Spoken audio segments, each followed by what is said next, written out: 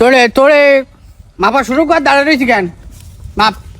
1 2 আমি ধরবো নাই। তুই দেখ শিখি না, তুই তোর তো কোনো ক্ষমতা নেই তোর। 4 এই বন্ধু স্যার কাছে হইছে। আরে মাপ। 1 2 এই গোড়া দিনটা ভেঙে গেলে তো হয়, বললাম এটা ফিতি নাসতি।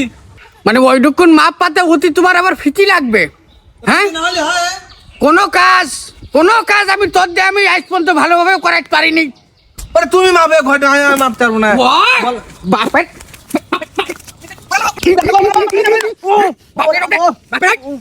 এই যা, যে ফিতি নিয়ে আয়। কোনে যাবো? তোলে তুমি মানে বাপের যা, ফিতি নিয়ে আয়, ফিতি নিয়ে আয়। এটা ফিতি কিনতে পারো না তো। আবার আবার দেবো নাই তোর? মানুষও আমার পেছনই লাগে, তোরাও পেছনই লাগি থাকিস কেন? পারবো না বলে মাপতে কই দিলাম। হ্যাঁ, এখানে আমি বলতেছি তোকে মাপতি পাটকাঠিটা ভেঙে ফেললি।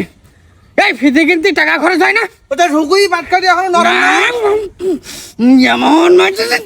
হ্যাঁ, আমি পারবো না। চশমাটা কনে ফুটলো দেখ দিন, কনে ফুটিয়ে দেখ, চাচা দেখ। ওই বকাবকি করতেছেন কেন এখন? ও ও বাবা বাবা করতেছে আর কই না। নাও আমার এই জায়গায় সব ভালো ইস। হ্যাঁ, তুমি যে কাজ করলে ঠিক করলে না। এমন রাখ দেখিস বাপের ওপরে কিরাম কথা কয়। তো কিছুই বুঝতে পারছি না, সকালবেলা তো দেখি যে ভগর ভগর করে বকতেই আছেন, কি হয়েছে বলতেছি খোকা, তুমি এই জায়গাটা একটু দেখো দিন দেখ কিরাম হয়। ও, খুব সুন্দর জায়গা, রাস্তার ধারে জায়গা, ফাইন জায়গা। কি গোডাউন বানাবেন না না না, তাহলে? এখানে আমি একটা মসজিদ বানাবো। মসজিদ বানাবেন বলছি? পাগল হয়ে গেল না, মাথা খারাপ হয়ে গেল? 2 পা দিলি মসজিদ, সেখানে আমরা 5 ওয়াক্ত নামাজ একসাথে আপনি সহ আমরা সবাই পড়ি, আবার এখানে মসজিদ বানাবেন কেন? এখানে মসজিদ বানাবো খোকা, তোমাদেরও মসজিদে আমি আর যাব না।